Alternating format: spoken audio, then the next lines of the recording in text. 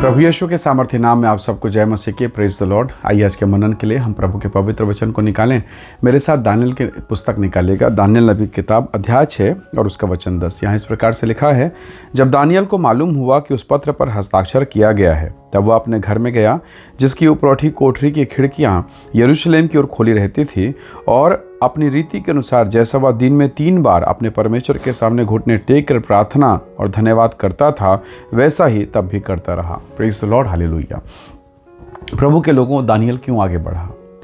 क्यों वो गुलाम, जहाँ गुलामी की दशा में था, वहाँ कैसे वो किस प्रकार से कैसे करके वो उस हायर लेवल तक पहुँचा कि अब उसके राजा के नीचे वो है और उसके नीचे सब कुछ है। यानी उस देश में, गुलामी के देश में एक टॉप मोस्ट, एक अच्छे पोजीशन पर कैसे पहुंचा, एक गुलाम होकर भी। तो उसके जीवन, उसके चरित्र के बारे में परमेश्वर के वचन में हम पढ़ते हैं। दानियल के साथ जितने लोग काम करते थे, वो लोग उसके विरोध में चिढ़ते थे, उसके विरोध में काम करते थे। जैसे कई बार आपके ऑफिस में आपके लोग, आपके मोहल्ले में रिश्तेदार, परिवार, वैसे वातावरण में वो भी जिया। वो कोई अलग वातावरण में नहीं था, वो तो हमसे और बुरी दशा में था कि वो एक गुलाम देश में था। वो उस देश के लिए परदेसी था, वो उस देश के लिए बाहरी आदमी था। और वहाँ के जो लोग थे, वो लोग उसे चिढ़ते थे कि ये बाहर का आ गया है और इतना बढ़ रहा है, इतना कमा रहा है, इतना पोजीशन, इतना धन, इतना पैसा। ये तो अलग विषय है। पर दानियल के जीवन का, उसके चरित्र का एक और महत्वपूर्ण था, वो दिन में हर दिन वो 3 बार परमेश्वर के सम्मुख में जाके घुटना टेकता था, प्रार्थना करता था। और अब इन लोगों ने, जो उसके आसपास के जो लोग थे, जो उसके साथ काम करते थे, उन लोगों ने षड्यंत्र पूर्वक राजा को भड़का के एक आज्ञा निकाला, और आज्ञा निकाल के इसे फंसाने की कोशिश की कि अगर ये राजा को प्रणाम नहीं करेगा, ये राजा का आराधना नहीं करेगा, ये राजा की बात को नहीं मानेगा, तो इसे सिंह के माथ में डाला जाएगा।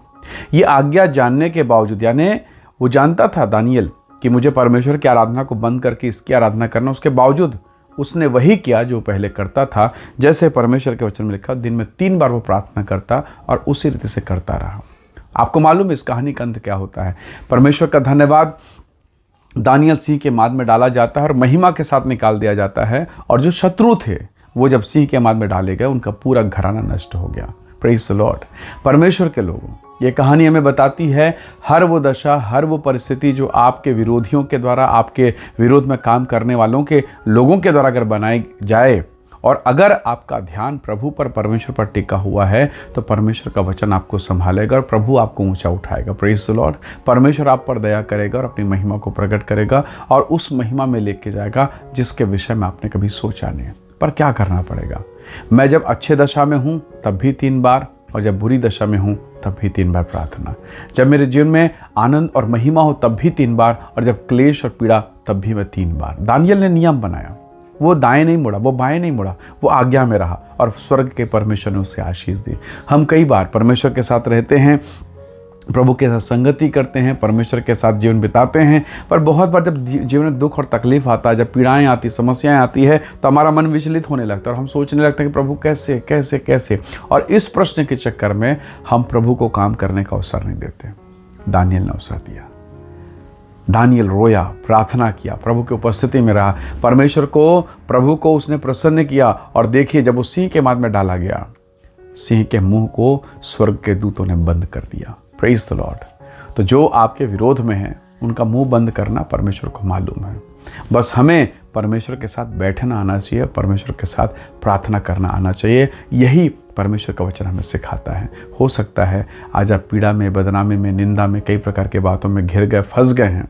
क्यों ना हम दानियल के समान प्रभु के चरणों पर बैठे और कहें, खुदावंद, मेरा बढ़ाने वाला, मेरा छुड़ाने वाला, मेरे मस्तक का ऊंचा करने वाला तू है। प्रभु के लोगों, अगर दानियल प्रभु के चरणों पर नहीं होता तो नाश हो जाता।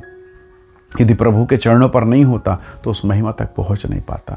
लेकिन उसने परमेश्वर को प्रथम स्थान दिया और वो आशीष का भागीदार हुआ। परमेश्वर मेरे और आपके लिए भी चाहता है कि हम शत्रु के देश में, पराये देश में, उस माहौल में जो हमारे हिसाब से सही नहीं, उस माहौल में भी हम परमेश्वर के प्रति वफादार रहें, ताकि प्रभु हमें ऊंचा उठाए और संसार को ये जानने दे कि यह मेरा प्रिय पुत्र है।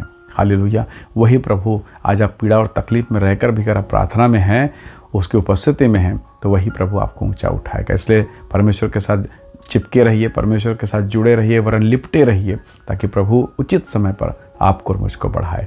आइए दुआ करें, मन की निराशाओं को दूर करें और प्रभु के साथ बने रहें। उसका अपना एक समय है और उस समय पर वो मुझे और आपको आशीष देगा। आइए हम प्रार्थना करें।